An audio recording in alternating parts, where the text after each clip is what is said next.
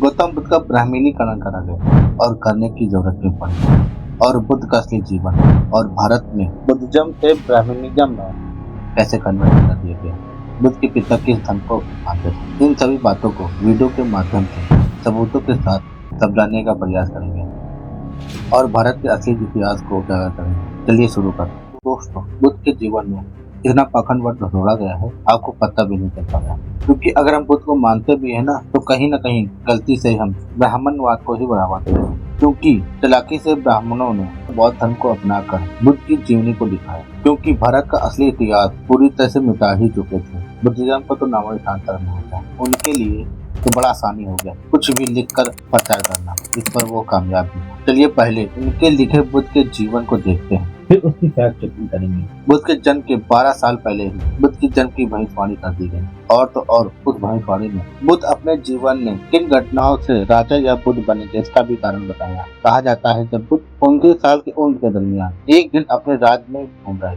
उस दिन भविष्यवाणी वाली घटना घट गई, जिस कारण बुद्ध सत्य की खोज में अपने परिवार को बिना बताए जंगल में चले गए और सन्यासी बनकर रहने लगे। यह बात इतनी बड़ी गप है, इसे अब हम सिद्ध करें। अब आप ये बताइए, बुद्ध के जीवन काल में इतने बड़े साम्राज्य में क्या बुद्ध को कोई बूढ़ा आदमी तक नहीं दिखा, और न किसी सन्यासी को देखा, और तो और किसी मरे हुए आदमी की आरती तक।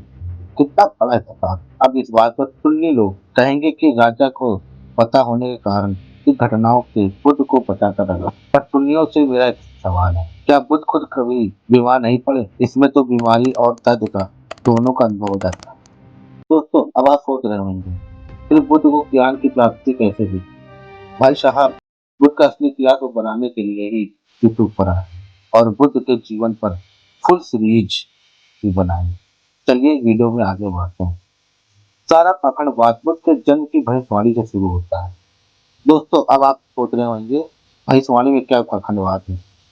बस यही तो सोचने वाली बात है कि किस धर्म में भविष्यवाणी वाला कॉन्सेप्ट है, क्योंकि फिल्मों या नाटकों में जितना भी आज तक हमें बौद्ध के जीवन के बारे में पढ़ाया या दिखाया जा रहा है, दोस्तों बुद्ध के जीवन में दूर दूर तक कोई लेना देना नहीं है। इसे एक छोटे से एग्जाम्पल में समझते हैं।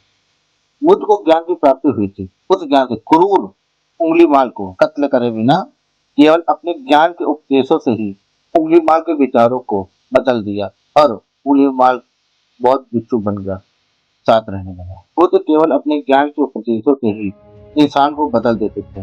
ब्राह्मणों ने बुद्ध को चमत्कारी बनाकर दिखाया। भाई साहब, बुद्ध महाज्ञानी थे, चमत्कारी नहीं। चमत्कारिता ही देखनी है तो चलिए कुछ काल्पनिक इदारों से दिखाते हैं, जिन्हें ब्राह्मण भगवान कहते हैं। राम और कृष्ण का जीवन कितना चमत्कारी है, आपको समझ में आ जाए। बुद्ध को क्यों चमत्कारी बनाना पड़ा, आप समझ जाएंगे। राम का जन्म उनकी माता के खीर खाने से हुआ। सोचने वाली बात तो यह है, दशरथ की रानियों के बच्चे नहीं हो रहे और रानियों को खीर खाने से ही बच्चे हुए। चलो मान लेते हैं खीर चमत्कारिक थी, क्योंकि कुछ महान टुन्नियों का यही जवाब होगा। तो हम ब्राह्मणों की इस खीर को चमत्कारी मानकर खीर पर कोई टिप्पणी नहीं करेंगे। पर गपोड़ी लालू, खीर खाके बच्चे पैदा करने वाली टेक्नोलॉजी कहाँ लुप्त हो गई? टुन्नियों से मेरा एक सवाल है, खीर चमत्कारी थी और खीर खाने की वजह से ही बच्चे हुए, मान लिया, पर मेडिकल के अनुसार खिलाना किसको चाहिए था? बच्चा पैदा करने में कमी किस में थी, राजा में या रानियों में? अगर आप रानियों पर उंगली उठाते हैं तो क्या तीनों रानियों में एक साथ सेम समस्या थी? तीनों की तीनों बच्चा पैदा करने में असमर्थ थी, या कैसा इत्तेफाक है? भैया, हमारे हिसाब से तो राजा ही नापुंसक था। बाकी अपनी राय कमेंट बॉक्स में डाल दीजिएगा, जिसके और ज्यादा होंगे उस बात को प्रभु का चमत्कार मान लिया जाएगा। और हाँ दोस्तों, बच्चे दशरथ के ही थे, इस पर कोई टिप्पणी नहीं चलेगी, समझे? राम के बारे में पर्सनल एक बात याद आ गई। राम ने अपने राजकाल में शंभुक ऋषि का कत्ल किया था। राम ने क्यों किया, इस टॉपिक पर अलग से वीडियो बना देंगे। पर भगवान जी ने सही किया या गलत, कमेंट में अपनी राय जरूर देना। दोस्तों, इस एग्जाम्पल से कुछ समझ में आया? चलिए एक और जादू का पिटारा खोलते हैं। भगवान कृष्ण की 16,108 पत्नियां थी और सभी पत्नियों के 1,61,080 पुत्र और 16,108 पुत्रियां थी। सोचने वाली बात यह है, उस समय तो भारत की उतनी टोटल जनसंख्या भी नहीं थी। पर चमत्कार तो चमत्कार है, क्या कर सकते हैं। इस पर भी एक डिटेल्स में वीडियो बनाएंगे। अब आप सोच रहे हैं ब्राह्मणों के भगवानों से बुद्ध से क्या लेना देना है।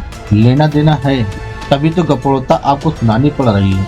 इसका इसी तरीके से पाखंडवाद वेदों ग्रंथों पुराणों ऊट कर भरा हुआ है। नहीं तो बुद्ध को विष्णु का नवा अवतार बताने वाले ब्राह्मणों ने अपने पवित्र ग्रंथों में बुद्ध के बारे में क्या क्या सोच है जानकर आपको सदमा लग जाएगा। क्योंकि ब्राह्मणों ने अपने पवित्र ग्रंथों में बुद्ध को कूट कर गाली तक बकी है। फूल माला और कपड़ों से ढककर ब्राह्मीकरण करके उनकी मूर्ति को अलग अलग भगवान बताकर पूजा जा रहा है। ब्राह्मणों का यह पाखंड आज भी कई मंदिरों में खुद जाकर देख सकते हैं, जिनमें कई प्रसिद्ध मंदिर भी हैं। अगर बुद्ध विष्णु के नवे अवतार होते तो ये करने की क्या जरूरत पड़ी। असली इतिहास बुद्धिज्म को खत्म करके ब्राह्मणों ने पाखंडवाद को बढ़ा दिया और इतना बदलने में कामयाब हुए कि आज के भारत के मूल निवासी बुद्धिज्म को पूरी तरीके से भूल तक गए। हालांकि भारत के 80% व्यक्तियों के पूर्वज बुद्धिज्म को मानने वाले थे, जिसे आज के नव युवक अपने असली इतिहास को पूरी तरह से भूल चुके हैं।